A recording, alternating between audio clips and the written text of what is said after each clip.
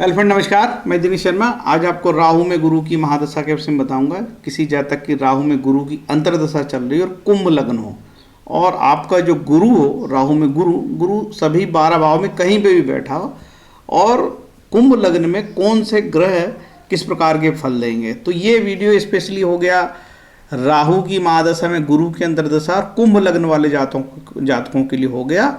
और ऐसे व्यक्ति, दर्शक, श्रोता जिनको ज्योतिष से प्यार है, सीखना चाहते हैं या कोई अपने माँ, बहन, भाई की कुंडली यदि कुंभ लग्न की हो उस विषय में जानना चाहते हैं तो उनके लिए स्पेशली हो गया है ये ग्रह। ठीक है, ये वीडियो आगे बढ़ने से पहले अपना मैं मोबाइल नंबर बता देता हूँ 7697871256। ये कॉलिंग नंबर, व्हाट्सएप नंबर है। आपको विश्लेषण के लिए, कुंडली विश्लेषण के लिए संपर्क करना तो कर सकते हैं। यह वीडियो देखने और सुनने दोनों का है। ठीक है, देखना और सुनना। राहु की महादशा 18 पर चलती है। अब आपका चल रहा है कुंभ लग्न है, आपकी राहु में गुरु चल रहा है। 2 वर्ष 4 माह 24 दिन चलेगा। यदि आपकी कुंडली में गुरु बहुत अच्छा नहीं है तो आपको ये 2 वर्ष 4 माह 24 दिन थोड़े से हर्डल, बाधा, तकलीफ वाले हो सकते हैं। ये बात याद रखना कि जो निर्धारित समय है 2 वर्ष 4 माह 24 दिन तकलीफ होती है। चाहे दुनिया में आप कुछ कर लो, ईश्वरीय पूजा पाठ, प्रार्थना, भक्ति करने से जो समस्याएं आती है वो बहुत कम हो जाती है, हल्के से निकल जाता है बुरा समय। ये बात है। धन बर्बाद करने से कुछ होने वाला नहीं है। ठीक है, और कोई चमत्कार भी नहीं होता है। इस चीज़ का हमेशा याद रखो। ये भारत है, यहाँ हर एक आदमी चमत्कार चाहता है। कोई काम किसी को करना नहीं, चमत्कार। और कोई कहते चमत्कार करता है, उसकी बात मान भी लेते हैं लोग। ये गुरु के कारकत्व है। ठीक है, आप इसको वीडियो रोक के देख सकते हो। ये गुरु महाराज के कारकत्व है। ठीक है, जो गुरु के कारकत्व है उसी के अनुरूप तो फल होंगे, और जिस भाव का स्वामी है गुरु उसी के अनुरूप फल आएंगे। इसका आपको थोड़ा सा ध्यान रखना है। ये भी गुरु के कारकत्व, वीडियो रोक के देख सकते हो, गुरु के कारकत्व। ठीक है, और यहाँ से वीडियो चालू होता है। देखिए, गुरु सिद्धांत ऋषि पाराशर महाराज ने ये बोले हैं कि भाई आपकी राहु में गुरु चल रही है। अब कौन सी लग्न है? कुंभ लग्न है साहब हमारी, आपकी। ठीक है, तो कुंभ लग्न जो कहलाती है वो वायु तत्व राशि होती है, पश्चिम दिशा की ओर संकेत करती है। ठीक है, और कुंभ राशि स्थिर राशि होती है। जनरली प्रश्न कुंडली में जब हम देखते हैं कुंभ लग्न की बात, चलो वो तो आगे बताएंगे। अब यहाँ इसको ये वाला बता देता हूँ। गुरु लग्न में केंद्र त्रिकोण में हो, उच्च स्वराशि में हो और शुभ फल देता है। देखो सिद्धांत है, यदि गुरु लग्न से केंद्र त्रिकोण में होगा, उच्च स्वराशि का होगा तो अच्छे फल देगा। यदि गुरु नीच या शत्रु राशि में, अस्त या पाप से युक्त या दृष्ट हो, या लग्न से 6, 8, 12 में होगा तो खराब फल देगा। मारक गुरु भी बहुत खराब फल देता है। यदि दूसरे और 7वें भाव का स्वामी गुरु होगा तो खराब फल देगा। एक और कहा, एक सिद्धांत और है, दशापति से केंद्र त्रिकोण में हो, मतलब राहु की कुंडली बना के देखना पड़ेगा। राहु की कुंडली बना के देखोगे और वहाँ से 11वें, दूसरे, तीसरे भाव में भी गुरु जाएगा तो अच्छे फल देगा, ऐसा सिद्धांत लिखा है। अब एक और खास बात बता दूं, जनरली क्या रहता है कि दशेश से ग्रह की स्थिति, यदि राहु से गुरु 6, 8 बनाता है, 2, 12 के संबंध बनाता है तो खराब फल देगा। इसको षडाष्टक बोलते हैं। ठीक है, पहले वीडियो में मैंने षडाष्टक के बारे में बता चुका है, लेकिन ये वीडियो स्पेशल हो गया, कुंभ लग्न वाले ही देखेंगे तो मुझे बार बार रिपीट करना पड़ता है। और यदि नवम पंचम योग हो, 1, 7 का योग हो, 3, 11 का योग है तो ये शुभ योग कहलाता है। इस चीज़ का आपको ध्यान रखना है। ठीक है, चलो आपका राहु गुरु चल रहा है और आपको कठिन थोड़ी सी समस्याएं पैदा हो रही है तो शिव भगवान की मूर्ति बना के पूजा करने की बात ऋषि पाराशर ने कहे हैं। लेकिन इस कलयुग में हम ये सब नहीं करेंगे, हमारे पास इतना सोना नहीं है। राजाओं के लिए ज्योतिष थी, राजा बनाते थे सोने की मूर्ति, है ना। तो आप शिव की आराधना आपको करना चाहिए। ठीक है, शिव की यदि आप आराधना करोगे तो आपको लाभ होगा। शिव की आराधना में शिव सहस्त्रनाम का पाठ कर सकते हो, शिव चालीसा कर सकते हो, और शिव तांडव स्तोत्र का पाठ कर सकते हो। और भी बहुत सारी शिव की स्तुति है जो कर सकते हो। ओम त्र्यंबकम यजामहे या ओम नमः शिवाय का जप कर सकते हो माला में, तो आपको गुरु की शांति होगी और लाभ होगा। इसके अलावा और कोई उपाय है नहीं। मुख्य फल देने वाला है गुरु, तो गुरु के कारक तो मैंने आपको पहले ही बता चुका है कि क्या फल देगा गुरु। ठीक है, यहाँ से आपका टेवा का विश्लेषण चालू हो गया। ठीक है, आपकी कुंभ लग्न है साहब। ये जो कुंभ राशि है ना, स्थिर राशि कहलाती। जनरली क्या नियम है, कहा जाता है कि जैसे कि चर राशियों में ग्रह हो, तो चर राशि कौन सी होती? मेष, कर्क, तुला, मकर। इन राशियों में ग्रह हो तो बहुत अच्छे फल देते हैं। और स्थिर राशि में कोई ग्रह बैठते हैं, स्थिर राशि कौन कौन सी कहलाती है? वृषभ राशि, सिंह राशि, वृश्चिक राशि, कुंभ राशि। स्थिर राशि में बैठे ग्रह थोड़े ग्रहों के जो फल देने की ताकत है कम हो जाती है, इसलिए चर राशियों में बैठे ग्रहों का ज़्यादा महत्व बन जाता है। ठीक है, तो ये कुंभ लग्न है, मतलब कुंभ का जो स्वभाव है स्थिर स्वभाव है। ठीक है, कुंभ राशि हुई है। अब यहाँ से हम देखेंगे आपका कि गुरु क्या फल देगा। देखिए कुंभ राशि में ग्रहों का विश्लेषण मैं सामान्य से कर देता हूँ। चूंकि कुंभ राशि का मालिक शनि है और शनि लग्नेश है और द्वादशेश भी है, तो द्वादशेश होकर यह सम हो गया, लेकिन शनि तो लग्नेश हो गया। लग्नेश केंद्रेश भी कहलाता और त्रिकोणेश भी कहलाता, इसलिए इस लग्न में शनि शुभ फल देगा, शनि से कोई समस्या नहीं है। अब देखते हैं गुरु, तो गुरु इसमें कुंडली में मारक है, दूसरे स्थान का स्वामी और 9वें स्थान का स्वामी। ये उपचय त्रिषडाय है, ये भी खराब है, पापी ग्रह है, पापी स्थान कहलाता है। ये त्रिषडाय और उपचय को भी खराब अशुभ माना जाता है, और ये मारक तो समस्या देता ही है। तो ये मान के चलो कि इस लगन में गुरु काफ़ी खराब रिजल्ट देगा, बहुत खराब है गुरु, ये मान सकते हो। ठीक है, तो गुरु इसमें अच्छा नहीं है। अब देखते हैं मंगल, कुंभ लगन की कुंडली में मंगल दशमेश और त्रिषडाय है, ये उपचय त्रिषडाय, ये खराब होता है। और ये जो 8वां स्थान है ये इसको तटस्थ मान लो, सब मान लो, तो मंगल इसमें तटस्थ रहेगा। बहुत तो अच्छा नहीं है, लेकिन कोई खराब फल नहीं देगा। जनरली सब जानते हैं कि दशमेश होके ये बहुत शुभ हो जाता है, इसलिए इसने अपना संतुलन बना रखा है और आपको बहुत ही नुकसान देने की स्थिति में नहीं है। इस चीज़ का आप थोड़ा ध्यान रखिएगा। अब चलते हैं साहब, फाइनली मंगल जो दशमेश हो गए तटस्थ है, तो लेकिन इसको भी बहुत पॉजिटिव नहीं माना है। कुंभ लगन की कुंडली में मंगल को ये त्रिषडाय होने के कारण बहुत पॉजिटिव नहीं माना इसका एक भाग, और ये 10वां भाव जो है ये तटस्थ हो गया। ठीक है, तो मंगल का बहुत सामान्य सा फल देगा। ठीक है, अब चलते हैं शुक्र को। शुक्र इस कुंडली में सबसे शुभ है, इसके अलावा कोई भी ग्रह शुभ नहीं है। ठीक है, शुक्र इस कुंडली में सबसे शुभ ग्रह है, क्योंकि शुक्र नवमेश है, और ये नवमेश त्रिकोणों में भी सबसे शुभ है, उत्तरोत्तर बली है। कैसा कि लग्न त्रिकोण, पंचम त्रिकोण और नवम त्रिकोण, तो ये सबसे उत्तरोत्तर बली कहलाता है, तो नवम त्रिकोण अति शुभ हो गया। ठीक है, तो शुक्र सबसे बली है। हालांकि शुक्र को केंद्र का चतुर्थ स्थान में बैठ के यहाँ पे भी इसको वो केंद्र का दोष लगता है, लेकिन नवमेश के बली होने के कारण ये दोष इसका लुप्त हो गया, मान के चलो कम हो गया, तो शुक्र सबसे बली हो गया यहाँ पे। ठीक है, तो शुक्र की यदि बुध के साथ यहाँ पे युति हो जाएगी तो ये भी काफ़ी पॉजिटिव हो जाएगी। शुक्र की यदि मंगल के साथ युति हो जाएगी तो ये भी काफ़ी पॉजिटिव युति मानी जाएगी।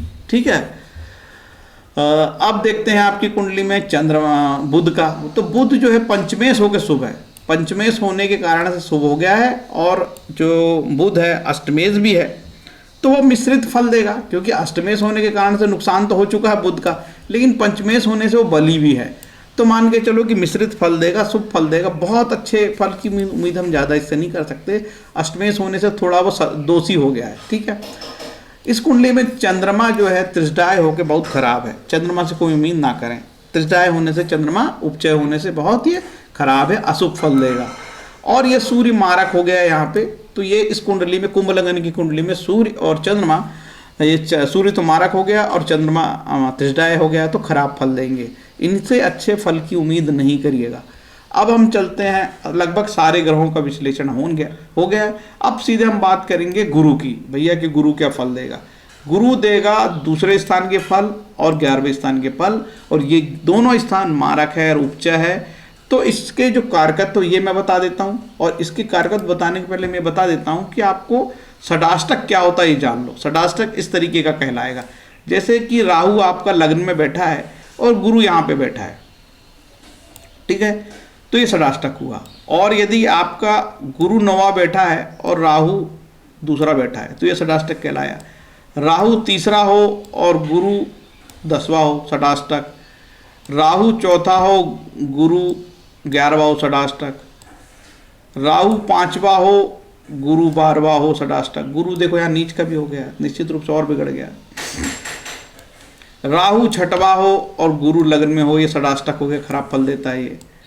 गुरु धन भाव में हो और राहु सप्तम भाव में हो, ये षडाष्टक कहलाएगा। गुरु तीसरे स्थान पे हो और राहु 8वां हो, ये षडाष्टक कहलाएगा। राहु 9वें भाव में हो और गुरु चौथे भाव में, ये षडाष्टक कहलाएगा। राहु 10वें भाव में हो और गुरु ये है पंचम भाव में, ये षडाष्टक कहलाएगा। राहु 11वां हो और गुरु 6वां हो, ये षडाष्टक कहलाएगा। ये यहाँ पे राहु 12वां हो और गुरु इस तरीके का बैठा हो तो ये षडाष्टक कहलाएगा। तो ये सारे षडाष्टक, जो भी षडाष्टक पड़ेगा और आपकी राहु गुरु चल रहा है, ठीक है, षडाष्टक होने से ये अपनी ताकत कम कर देगा और खराब फल देगा। अब मैं आपको बताना चाहूँगा कि भाई आपका हो सकता है गुरु महाराज उच्च का हो जाए यहाँ पे, ठीक है।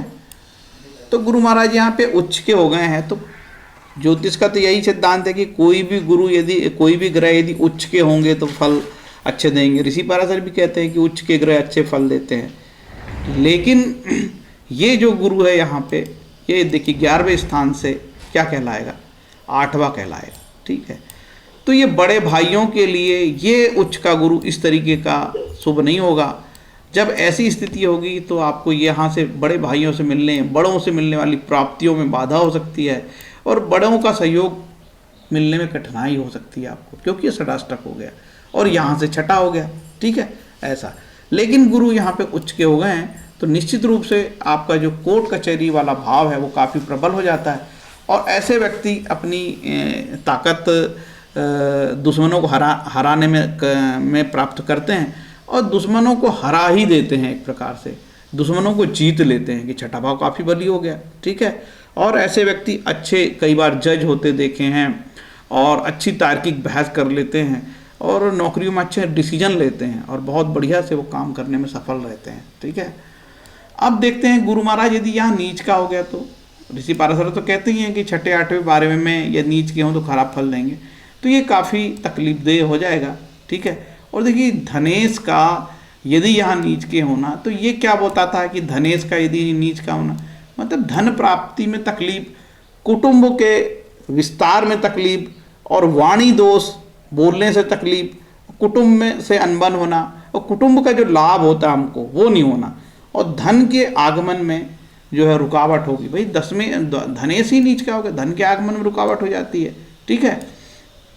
और यहाँ पे यदि गुरु नीच का हो गया तो कई प्रकार के ऐसे खर्च होंगे आपके जो नहीं होने चाहिए। गुरु धन का कारक है और धन का कारक यदि नीच का हो जाता है तो धन प्राप्तियों में कई बार तकलीफ हो जाती है हमको, है ना, ऐसा आप जानिए। और ये निश्चित रूप से 11वें भाव के फल में प्राप्तियां हैं, वो प्राप्तियों में हमको जीवन में होने वाली प्राप्तियों में रुकावट हो जाएगी।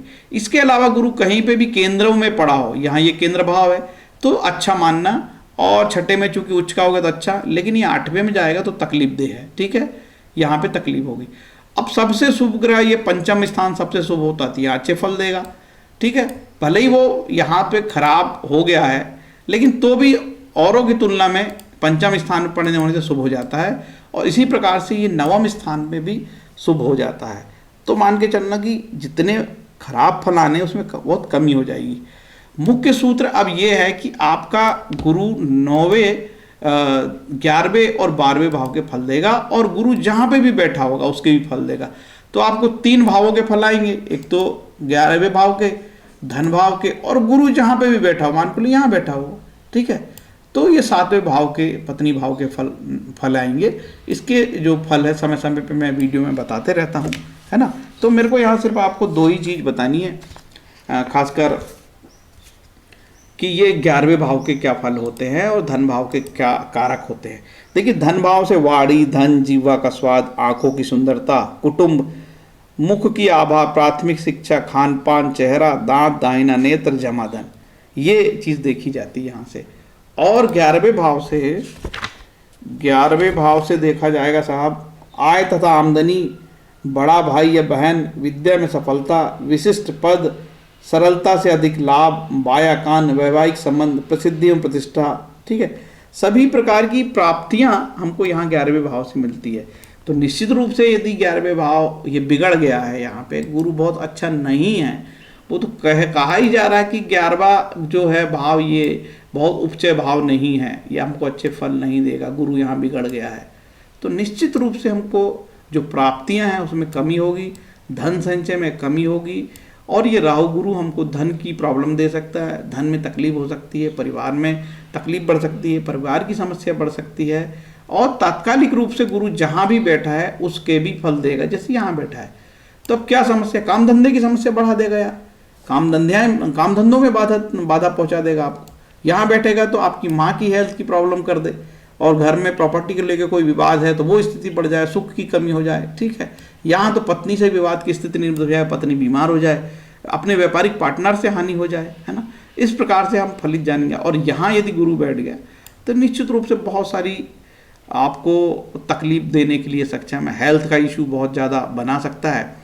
और जो छुपे हुए रहस्य हैं ऐसी स्थिति में राहु गुरु में बाहर आ जाएं और आप तकलीफ में पड़ जाओ, आपकी कोई गोपनीय बात बाहर आ जाए, कोई चीज़ ऐसी जो आप गलत काम कर रहे हो अचानक बाहर आ जाए और वो आपको बहुत तकलीफ में पड़ जाओ, ये अष्टम भाव के प्रभाव होते हैं, गोपनीय चीज़ें बाहर आ जाती, तकलीफ हो जाती है, ठीक है।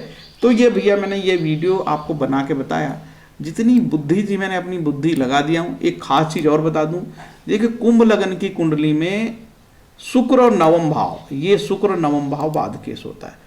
तो जब आपकी राहु शुक्र की दशा चलेगी या कहीं पे भी शुक्र की दशा चलेगी, ठीक है, शुक्र कहीं पे भी आएगा तो बहुत सारी उपलब्धियों के बाद भी थोड़ी बहुत वो बाधाएं भी आपको दे के जाएगा, क्योंकि बाद केस है। इस चीज़ का आपको हमेशा ध्यान रखना पड़ेगा। आगे मैं थोड़ी सी बात कह देता हूँ, मेरा वीडियो लगभग यहाँ से ख़त्म है। देखिए गीता में लिखा है 9:26 में, पत्रम पुष्पम फलम तोयम ये में भक्त्या प्रयच्छति ततहम भक्ति उप्रतम असरामी प्रयतात्मना। यदि कोई प्रेम तथा भक्ति के साथ मुझे पत्र पुष्प फल जल प्रदान करता है तो मैं उसे स्वीकार करता हूँ। कोई नाटक नौटंकी नहीं है भाई, समझ जाओ, बाकी सब दुनिया में तमाशे बहुत होते रहते हैं। आगे भगवान कहते हैं 9:22 में, अनन्य चिंत्यत्तम, अनन्य भाव से मेरी पूजा करोगे तो मैं तुम्हारा योगक्षेम वहन करूँगा, ठीक है, तुम्हारी सब प्रकार की मदद करूँगा, तुम्हारे धन की, दौलत की, पत्नी की, बच्चे की, फैक्ट्री की, नौकरी की, पत्नी की पूजा, सब प्रकार की आपकी मैं मदद करूँगा और रक्षा करूँगा, ऐसे बोलते हैं। लेकिन अनन्य भाव होना चाहिए, ठीक है, एक्सक्लूसिव डिवोशन वो ही नहीं है। हम लोग बहुत लालची हो गए हैं, ठीक है, हर चीज़ में ईश्वर से प्रार्थना के नाम पे कुछ ना कुछ मांगते हैं भिखारियों की तरह। तो अनन्य भाव आना चाहिए, बिल्कुल कोई स्वार्थ नहीं होना चाहिए। यहाँ आपकी ग्रह शांति हो जाती है। देखिए ग्रह शांति के लिए नवग्रह स्तोत्रम बड़ा अच्छा उपाय है। जैसे कि पहला श्लोक है, जपा कुसुम संकासम कास्पेम माधुति। जपा कुसुम मतलब सूर्य के बारे में कहा जा रहा, जपा कुसुम के समान ये इनकी लाल रंग होता है सूर्य भगवान का, है ना। तो ये नवग्रह की स्तुति, जपा कुसुम संकासम कास्पेम महादुतिम तमोरी सर्व पापनम परंतु अस्मि दिवाकरम। ये 9 श्लोक यदि आप पढ़ लोगे तो नवग्रह की शांति हो जाएगी। क्योंकि राहु की दशा चल रही तो दुर्गा सप्तशती का पाठ जरूर करें। राहु की शांति होती है माँ शक्ति पूजा करने से, दुर्गा की पूजा करने से, है ना। तो बिल्कुल सरल उपाय बता रहा हूँ। देखिए दान, जप, विष्णु सहस्त्रनाम, शिव सहस्त्रनाम, मृत्युंजय मंत्र, गुरु प्रदत्त मंत्र, स्वाध्याय करना, धर्मशास्त्र का पठन पाठ जैसे रामायण, गीता, भागवत पाठ, हनुमान चालीसा, सुंदरकांड, विभिन्न प्रकार के स्तुत पाठ जैसे राम रक्षा स्रोत आदि आदि बहुत सारी, गजेंद्र मोक्ष पढ़ता है, कोई नारायण कवच करता है, कोई सूर्य आदित्य हृदय स्रोत का पाठ करता है, कोई शिव सहस्त्र नाम करता है, कोई विष्णु सहस्त्र नाम करता है, कोई सुंदरकांड पढ़ता है। ये सारे प्रक्रम, ये सारे उपाय कहीं ना कहीं हमको ग्रह शांति की ओर ले जाते हैं। कोई ऐसी बाइंडिंग नहीं है कि आप ग्रहों की दशा बदले तो मंत्र बदल लें। कब तक मंत्र बदलोगे? जिंदगी भर मंत्र बदलोगे क्या यार? देखिए क्या है, राहु की महादशा, गुरु की अंतरदशा, फिर प्रत्यंतर दशा, फिर प्राण दशा, फिर सूक्ष्म दशा, 5 ग्रह एक साथ एक्टिवेट होते हैं, ठीक है। और पता नहीं कितनी कितनी दशाएं चलते रहती हैं, अनेकों प्रकार की जेमिनी की 4 दशाएं चलते रहती है, राशि दशा, ग्रह दशा। तो क्या क्या बदलोगे यार? कोई एक जीवन में साध्य कर लो, कोई एक जीवन में साध्य कर लो, उसी के अनुसार फल आएंगे और ग्रह शांति होगी। बाकी दुनिया में डर तो रोज ही बना दिया गया है कि आज सूर्य नीच का हो गया तो आज राहु ने नक्षत्र पर्यंत कर लिया तो ये राशि ये फल देगी, तो ये राशि वाले करोड़पति बन जाएंगे। भयंकर बड़ा बड़ा झूठ रोज ज्योतिष में बोला जाता है और लोग उसको, लाखों लोग देखते भी, क्योंकि लोगों का साइंटिफिक टेम्परा इस देश में नहीं है। ज़्यादातर लोग निकम्मे लोग हैं जो शॉर्टकट में पैसे कमाना चाहते हैं। उनको लगा कि बिना काम के पैसा जाएगा शेयर मार्केट से, है ना। शेयर मार्केट बर्बाद भी कर देता है भाई। 100 में 2 लोगों को ही बनाता है, बाकी 98 लोगों को शेयर मार्केट बिगाड़ता है। इस चीज़ का ध्यान रखना आप, है ना। तो आप धैर्य ना खोएं, धीरे धीरे प्राप्त करें। कर्म को मेन माने, कर्म के अनुरूप ही सब कुछ होता है। भगवान कहते हैं कर्म करना पड़ेगा गीता में। वो भगवान तो बड़े सरल है, पत्र पुष्प फल बोल रहे हैं, कहाँ बड़ी बड़ी पूजा मांग रहे हैं। ये बड़ी बड़ी पूजा तो वो मांगते हैं जिन जिन जो पूजा करवाते हैं, क्योंकि आपकी पूजाओं से ही उनका घर चलता है, तो उनकी पेट पूजा है यार। तो उनके नाखरे बहुत ज़्यादा रहते हैं, उनके नाटक बहुत रहते हैं, वो डराते हैं आपको, राहु की दशा और गुरु ऐसा कर देगा ना वैसा कर देगा। फाइनली बता दूं, कुंभ लगन की कुंडली में गुरु खराब है, अच्छे रिजल्ट नहीं आएंगे। लेकिन जिनका गुरु उच्च का हो और केंद्र भाव में बैठा हो और यदि नवम पंचम में बैठे हो तो अच्छे रिजल्ट मिलेंगे, बाकियों की तुलना में आपका बेहतर रिजल्ट परिणाम आएंगे, ऐसा आप जान सकते हो। और राहु गुरु में शिव आराधना करो, दुर्गा माँ की पूजा करो, शिव की आराधना करो तो ग्रह शांति होगी। इसके अलावा दुनिया में कोई शॉर्टकट उपाय नहीं है। याद रखना, 2 वर्ष 4 माह 24 दिन इतने दिन की तकलीफ रहेगी। यदि गुरु आपका उच्च का है तो आपको ये दिनों लाभ भी होगा, अच्छा भी है आपकी पॉजिटिव, ठीक है। इस चीज़ का विशेष ध्यान आप रखें, कोई चमत्कार दुनिया में ना कभी होता है ना होगा, ठीक है, इसका आप जरूर ध्यान रखें। ईश्वरीय पूजा प्रार्थना से ग्रहों की शांति होती है और जो तकलीफ ज़्यादा होने वाली होती है वो कम हो जाती है, बस इतना। हरे कृष्णा।